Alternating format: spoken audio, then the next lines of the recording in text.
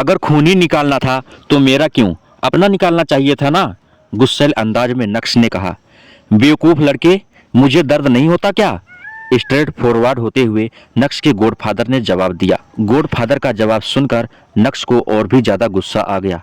हालांकि अपने गुरु के सामने उसने अपनी जुबान खामोश रखी, पर उसे कुछ भी समझ नहीं आ रहा था कि आखिर ये सब चल क्या रहा है। ठीक उसी समय नक्श ने नोटिस किया कि उस पैराडाइज तलवार का ऑरा और भी ज्यादा खतरनाक हो गया था। हालांकि नक्श के शरीर में पिल्स की कोई कमी नहीं थी, लेकिन उसके बाद भी उसे अपने शरीर में कंपकपी महसूस होने लगी। उसे ऐसा लगा मानो उसका शरीर 4 टुकड़ों में टूटकर बिखर जाएगा। एक छोटे से चीरे ने नक्श का ये हाल कर डाला था, लेकिन तभी अचानक से गॉडफादर ने अपना हाथ नक्श के कंधों पर रखा और उसे कंफर्ट देते हुए थपथपाने लगे।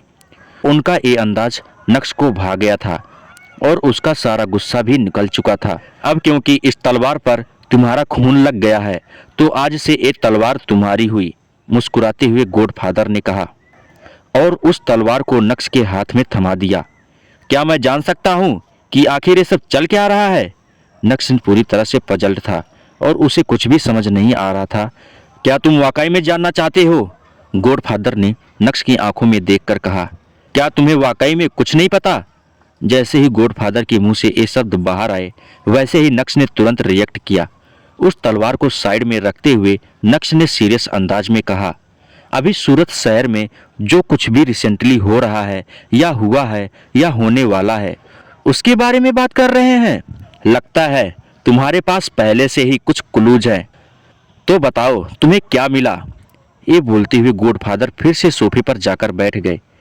एक कैंपिंग इवेंट जिसे बोरा परिवार करा रहा है, वो असलियत में बोरा परिवार नहीं बल्कि शेखावत परिवार करवा रहा है, जिससे सभी को पिल्स के बारे में बताकर उनके शरीर में ताकत भरकर उन्हें अपने ग्रुप में शामिल कर सके और अपनी इंडिविजुअल ताकत बढ़ा सके। लेकिन इसमें रीगल गैंग और हलाल गैंग का क्या रोल है, बस मुझे यह समझ नहीं आ रहा है। लेकिन इतना पता है कि कुछ बड़ा और भयंकर।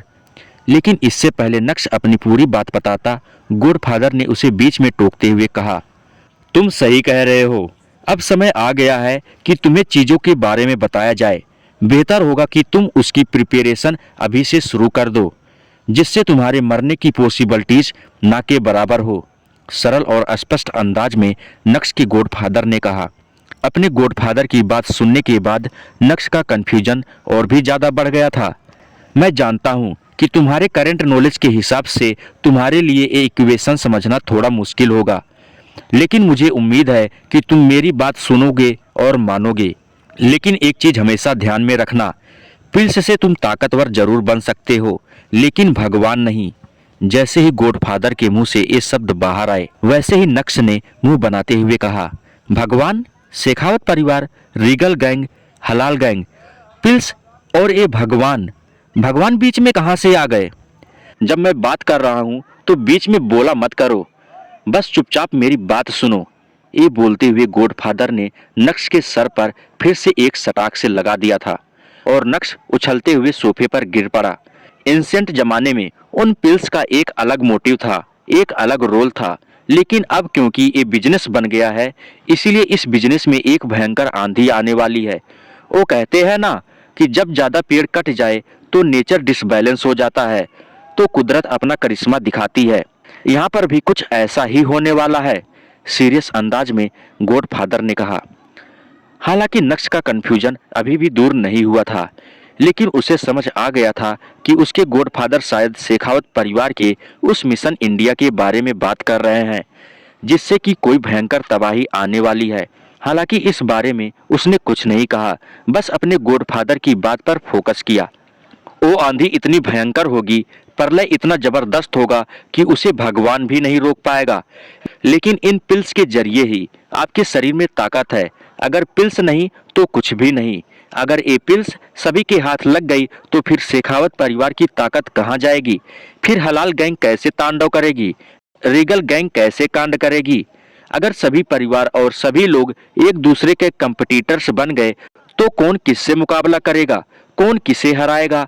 कौन बड़ा होगा और कौन छोटा होगा? इसलिए इस आंधी में लोगों का सफाया हो जाएगा।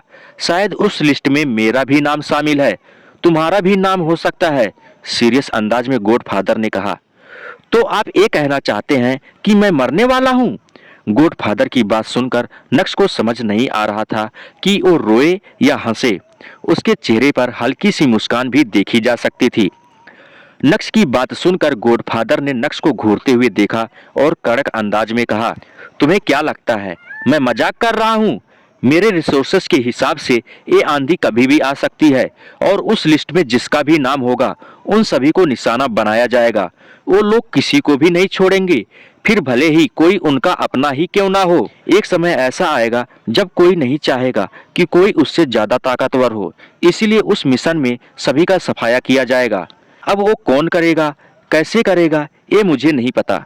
जैसे ही गॉडफादर के मुंह से ये शब्द बाहर आए, वैसे ही नक्श को इस मामले की सीरियसनेस पता चल गई थी। नक्श को शेखावत परिवार ने सिक्योरिटी इंचार्ज बना रखा है, लेकिन नक्श को उनके किसी भी मिशन के बारे में नॉलेज नहीं है, क्योंकि नक्श ने सोचा नहीं था कि उनका मिशन इतना खतरनाक होगा। नक्श ने एक्सपेक्ट नहीं किया था कि उसमें जान माल का नुकसान होगा। वो तो शेखावत परिवार के साथ अपनी जरूरत के लिए जुड़ा था, जिससे कि भानुशाली परिवार के साथ लड़ने में उसे मदद मिल सके। लेकिन ये क्या, उसके गॉडफादर तो उसे कुछ और ही कहानी सुना रहे हैं, जो बहुत ही ज्यादा शॉकिंग और डरावनी है। दूसरी बात, ये लड़ाई सिर्फ और सिर्फ पिल्स के लिए हो रही है। शेखावत परिवार को नहीं पता नक्श को पिल्स बनाना आता है या उसके पास पिल्स है, लेकिन हलाल गैंग को तो पता है ना, रीगल गैंग को भी पता है। तो ऐसे में नक्श के लिए क्या हलाल गैंग और क्या रीगल गैंग भी खतरा हो सकते हैं? या कैंपिंग इवेंट के थ्रू या किसी के भी थ्रू शेखावत परिवार को नक्श के बारे में पता चले जाएगा, तो क्या वो नक्श को मौत के घाट उतार देंगे? नहीं, शेखावत परिवार तो अपनी फौज बढ़ाना चाहता है, लेकिन शेखावत परिवार अपने मिशन में कामयाब होने के बाद भी सफाई कर सकता है। इसका मतलब साफ है, अब कदम कदम पर खतरा बढ़ गया है। जहां एक तरफ नक्श उन पिल्स से एक अच्छा खासा बिजनेस करने की सोच रहा था, तो अब सबसे पहले उसे अपनी जान बचाने के बारे में सोचना होगा, और उसके कदम जितना धरती पर रहेंगे उतना ही उसके लिए अच्छा होगा। समझ गया, समझ गया। आपको मुझे और समझाने की जरूरत नहीं है। नक्श को अच्छे से समझ आ गया था कि दुनिया में अब क्या होने वाला है, सूरत में क्या होने वाला है। लेकिन साथ ही साथ नक्श के दिमाग में बहुत सारी हलचल भी चल रही थी। वो सोच रहा था इसे रोकने के लिए क्या क्या किया जा सकता है। सारी इक्वेशन को समझते हुए नक्श सोफे पर एक सूखे पत्ते की तरह पड़ा था। ना ही उसके चेहरे पर कोई खुशी थी, ना ही गुस्सा था। उसे समझ नहीं आ रहा था कि वो क्या करे।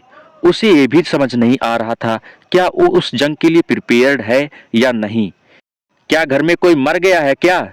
तुम इस तरह से क्यों बर्ताव कर रहे हो? नक्श को इस तरह से देखकर गॉडफादर को भी इरिटेशन होने लगी।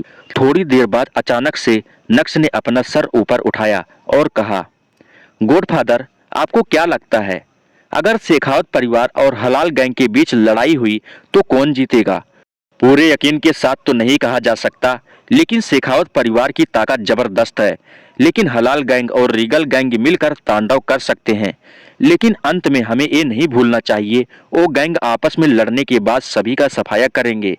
ये लड़ाई सिर्फ और सिर्फ पिल्स के लिए हो रही है, और एक ही इंसान अपने हाथ में ताकत रखना चाहेगा, इस दुनिया को गुलाम बनाना चाहेगा। ये बोलते हुए गॉडफादर के एक्सप्रेशन पूरी तरह से ग्लूमी हो गए थे। गॉडफादर का जवाब सुनकर नक्श का चेहरा और भी ज्यादा डार्क हो गया था। गॉडफादर, क्या ऐसा नहीं हो सकता कि इस मामले को बात करके सुलझाया जाए? लड़ाई झगड़ा और मारपीट करने की क्या जरूरत है, जब हाथ मिलाने से काम हो सकता है, राइट? नक्श के मन में यही हलचल चल रही थी, और उसने तुरंत ही सवाल के जरिए अपने मन की बात को सामने रख दिया था। तुम समझ नहीं रहे हो, इसका जवाब मैं तुम्हें पहले ही दे चुका हूँ। ये लड़ाई सिर्फ और सिर्फ ताकत की है, इस दुनिया पर राज करने की है। उसका अधिकार कोई भी बांटना नहीं चाहेगा। लेकिन तुम्हें इतना घबराने की जरूरत नहीं है। तुम अभी उस लेवल पर नहीं पहुंचे कि तुम्हारा नंबर लगे। लेकिन हाँ, तुम्हें बचकर रहना है और सभी से संभल कर रहना है, ना पूरी तरह से किसी के साथ और ना ही किसी के विरुद्ध, समझे? ये बोलते हुए नक्श के गॉडफादर ने नक्श के कंधे पर हाथ रखा और उसे कंफर्ट देने की कोशिश की। तो आप कहना चाहते हैं कि मैं किस तरह से इस आंधी के लिए अपने आप को प्रिपेयर्ड कर सकता हूँ? कैजुअल अंदाज में नक्श ने कहा। ये सही सवाल किया तुमने। मेरे हिसाब से तुम्हारी सबसे पहली प्रायोरिटी ये होनी चाहिए कि तुम अपने शरीर की ताकत को जितना बढ़ा सकते हो उतना बढ़ाओ और अपनी खुद की फौज बनाने की कोशिश करो, जिससे कि अगर कोई प्रॉब्लम आए तो तुम और तुम्हारी फौज उसका बेहतर तरीके से सामना कर सके। जैसे ही गॉडफादर के मुंह से ये शब्द बाहर आए, वैसे ही उसके चेहरे पर एक चमक आ गई थी। समझ गया गॉडफादर, आप चाहते हैं कि मैं उस लड़ाई के लिए तैयार रहूं। मैं और मेरी टीम उस लड़ाई में बढ़ चढ़कर हिस्सा लेगी। जैसे ही नक्श के मुंह से ये शब्द बाहर आए, वैसे ही गॉडफादर अपना सर पकड़कर बैठ गए थे। बेवकूफ, क्या समझ आया तुम्हें? मैंने कब कहा कि तुम्हें बढ़ चढ़कर उस आंधी में हिस्सा लेना है, बल्कि तुम्हें उस आंधी से बचना है। उसके लिए तुम्हें लोगों की जरूरत पड़ेगी और अपनी लाइफ बढ़ाने की कोशिश करो। लगता है तुम्हारा दिमाग आजकल कुछ ज्यादा ही चल रहा है, गुस्सैल अंदाज में गॉडफादर ने कहा। गॉडफादर की बात सुनकर नक्श एकाएक स्टैंड रह गया। उसे लगा कि गॉडफादर को लगता है कि वो पिल्स की ताकत के साथ उस आंधी से मुकाबला कर पाएगा, लेकिन नहीं। उसने एक्सपेक्ट नहीं किया था कि उसके गॉडफादर अपनी जान बचाकर भागने के लिए कहेंगे। नक्श के लिए ये ज्यादा डिसअपॉइंटिंग था। गहरी सांस लेते हुए गॉडफादर ने कहा, ठीक है, अब तुम्हें उस मैटर की सीरियसनेस पता चल गई है। अब उसी हिसाब से तुम एक्ट करना। मुझे अब सूरत में रहना सेफ नहीं लग रहा है, इसलिए मुझे निकलना होगा। अगर तुम्हें मेरी जरूरत पड़े तो चिंता मत करना, मैं खुद तुम्हें ढूंढ लूंगा। और हाँ, परसों हलाल गैंग के लीडर का बर्थडे है, हेडक्वार्टर जाना भूलना मत।